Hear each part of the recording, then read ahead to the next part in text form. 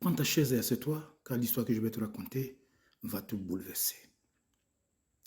Si un homme de Dieu néglige son appel, une vie peut s'éteindre, une destinée peut se briser. Car l'obéissance vaut mieux que le sacrifice. Dans un village lointain, oublié des hommes, mais non oublié de Dieu bien sûr, vivait un chef respecté et craint des siens. Une nuit, alors qu'il dormait, Dieu se révèle à lui et lui dit, mon fils, il dit, me voici.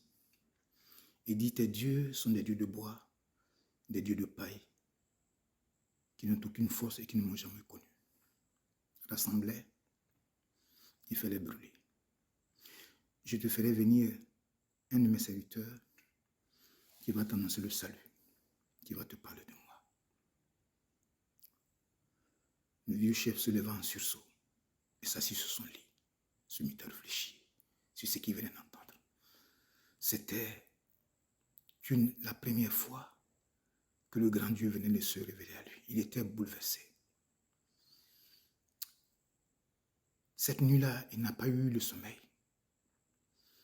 Très tôt, il s'est levé et il a fait rassembler toute sa notabilité autour de lui. Et il leur a raconté. Il leur a dit, le grand Dieu s'est révélé à moi cette nuit. Et voilà ce qu'il m'a dit. Il dit que nos dieux sont des dieux de bois, des dieux de paille, des dieux qui n'ont aucune force et des dieux qui ne l'ont jamais connu. Et il m'a ordonné de les rassembler et de les faire brûler. Les chefs, après avoir entendu cela, furent surpris à leur tour. Mais face à la puissance et à la notoriété de leur chef, ils acceptèrent de rassembler tous les dieux, ces dieux de bois, sur la place publique, et on mit du feu dedans. Et on fit tout disparaître. Dieu se révèle en ville à l'un évangéliste, à son serviteur, en songe. Il lui dit, mon fils, il dit, me voici. Il dit, va dans le village que je vais te montrer et annonce l'évangile. Le serviteur hésita. Il resta dans la ville 1 an. Il remit les choses à plus tard. Il tourna en rond jusqu'à 3 ans. Jusqu'à ce que le vieux chef mourut. Le cœur lourd, les yeux fermés sans avoir jamais vu le salut qu'il avait déjà cru avant même que l'évangéliste ne vienne.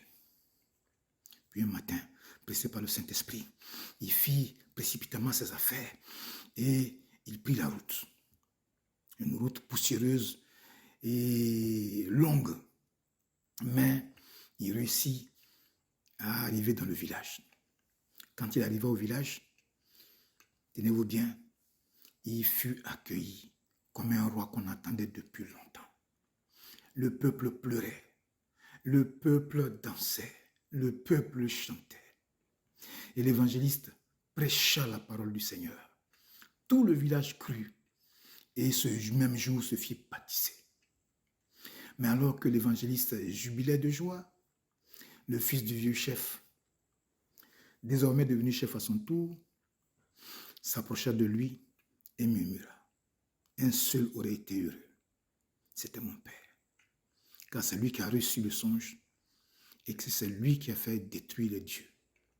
Mais il est mort l'an dernier, en vous attendant. L'évangéliste tomba à genoux et se mit à pleurer amèrement. Car ce jour-là, il comprit qu'on peut retarder un appel. On peut négliger même une mission, mais on ne peut pas retarder les conséquences.